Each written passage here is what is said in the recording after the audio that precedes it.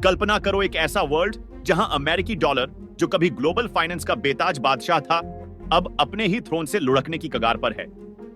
दशकों से डॉलर ने इंटरनेशनल ट्रेड को कंट्रोल किया। ऑनियल डील्स से लेकर इन्वेस्टमेंट्स तक हर जगह उसका जलवा था। यह एक ऐसा वेपन था जो अमेरिका को सुपर पावर बनाता था, जिससे वो किसी भी देश की इकोनॉमी को मिनटों में हिला सकता था। लेकिन अब सीन बदल रहा है। आज दुनिया डॉलर के इस डोमिनेंस को चैलेंज कर रही है। इसके पीछे हैं पॉलिटिकल टेंशंस, अमेरिकी पॉलिसीज और एक नया ग्लोबल इकोनॉमिक शिफ्ट। ये स्क्रिप्ट लाती है एक फ्रेश पर्सपेक्टिव, जिसमें हम एक्सप्लोर करेंगे कि कैसे डॉलर का कॉन्फिडेंस क्राइसिस, लीडरशिप के डिसीजंस और दुनिया के नए इकोनॉमिक मूव्स इस करेंसी को एक अनजान मोड़ पर ले जा रहे हैं। तैयार हो एक डीप डाइव के लिए? अमेरिकी डॉलर का यह रुतबा कोई रातों रात की कहानी नहीं है। इसका असली आगाज हुआ 1944 में ब्रेटन वुड्स एग्रीमेंट के साथ, जब डॉलर को गोल्ड से जोड़ा गया और दुनिया की बाकी करेंसीज डॉलर के साथ लिंक्ड थी। यह एक ऐसा सिस्टम था जिसमें ट्रस्ट और स्टेबिलिटी थी। 1971 में जब गोल्ड स्टैंडर्ड खत्म हुआ, तब भी डॉलर ने अपनी बादशाहत बरकरार रखी, क्योंकि अमेरिका की इकोनॉमिक और मिलिट्री पावर थी अनमैच्ड। साथ ही पेट्रो डॉलर सिस्टम ने डॉलर को और बुलंद किया, क्योंकि ऑनियल का ट्रेड सिर्फ डॉलर में होता था। इससे अमेरिका को एक यूनिक पावर मिली। वो अपनी मर्जी से डॉलर प्रिंट कर सकता था, अपने डेफिसिट्स को फंड कर सकता था और सैंक्शंस लगाकर किसी भी देश की इकोनॉमी को तबाह कर सकता था। मिसाल के तौर पर 2018 में जब अमेरिका ने ईरान पर सैंक्शंस दोबारा लगाए, तो डॉलर बेस्ड ट्रांजैक्शंस बंद होने से ईरान की इकोनॉमी पल में धराशायी हो गई।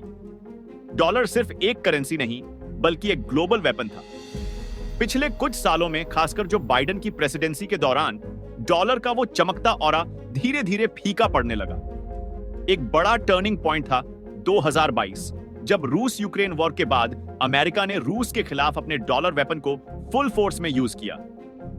रूस के डॉलर बेस्ड एसेट्स को फ्रीज कर दिया गया और उसे स्विफ्ट सिस्टम से भी बाहर निकाल दिया गया, जो इंटरनेशनल पेमेंट्स का बैकबोन है। नतीजा, रूस की इकोनॉमी के साथ जो हुआ वो पूरी दुनिया ने देखा। उसकी फाइनेंशियल स्टेबिलिटी पल में हिल गई। लेकिन ये एक टू एज्ड स्वॉर्ड था। इस मूव ने दुनिया के बाकी देशों को एक साफ मैसेज दिया। अगर अमेरिका चाहे तो डॉलर का इस्तेमाल करके किसी भी देश को इकोनॉमिकली बर्बाद कर सकता है। इससे देश जैसे चाइना, इंडिया और यहां तक कि यूरोपियन नेशंस ने डॉलर पर अपनी डिपेंडेंसी को सवाल उठाना शुरू किया। गूगल के रिसेंट रिपोर्ट्स के मुताबिक 2022 के बाद ग्लोबल सेंट्रल बैंक्स ने गोल्ड रिजर्व्स में तेजी से इजाफा किया और अपनी करेंसीज को स्ट्रॉन्ग करने के प्लान्स बनाए। यही थी डॉलर के ग्लोबल कॉन्फिडेंस क्राइसिस की शुरुआत। अब बात करते हैं डोनाल्ड ट्रंप के रीसेंट टेन्योर की, जो डॉलर के लिए और भी खतरनाक साबित हो रहा है। ट्रंप के दोबारा पावर में आने के बाद उनके डिसीजंस ने डॉलर की क्रेडिबिलिटी को और नीचे धकेल दिया है। एक बड़ा कंट्रोवर्सी है federal reserve chairman Jerome Powell के खिलाफ उनका रवैया। पॉवेल, जो एक इंडिपेंडेंट अथॉरिटी के तौर पर काम करते हैं, ट्रंप के ऑर्डर्स को फॉलो नहीं कर रहे।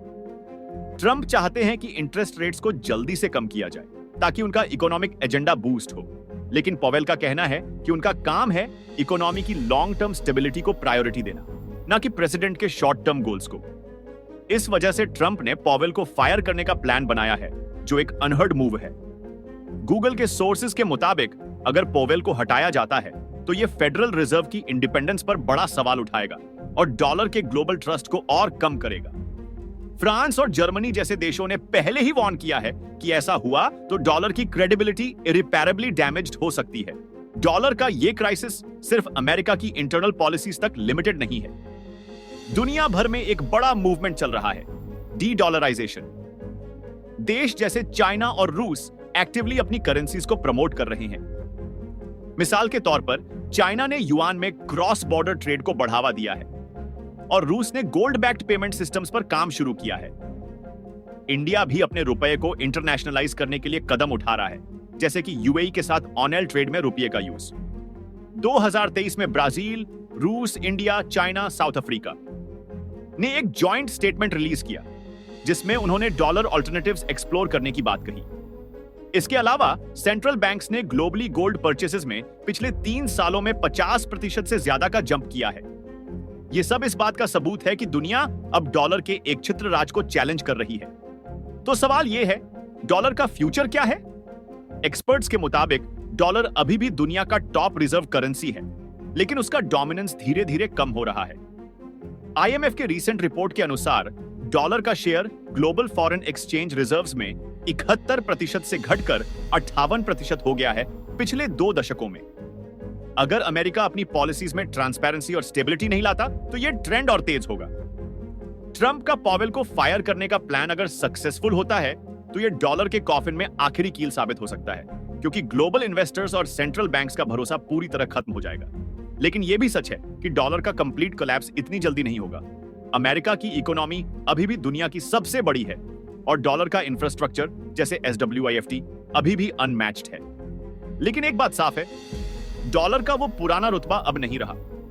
अमेरिकी डॉलर की कहानी एक ऐसा सबक है जो बताता है कि पावर कितनी भी बड़ी हो, अगर उसका सही यूज ना हो तो वो खुद अपनी दुश्मन बन सकती है। बाइडेन के सैंक्शंस और ट्रंप के कंट्रोवर्शियल मूव्स ने डॉलर के ग्लोबल ट्रस्ट को हिला दिया है और दुनिया अब एक नए फाइनेंशियल ऑर्डर की ओर बढ़ रही है।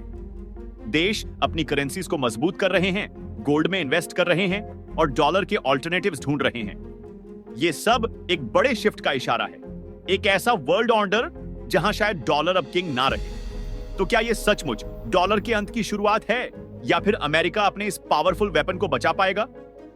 यह तो वक्त ही बताएगा, लेकिन एक बात पक्की है, ग्लोबल इकोनॉमी का गेम अब बदल चुका है और इसमें कोई एक प्लेयर डोमिनेट नहीं कर सकता।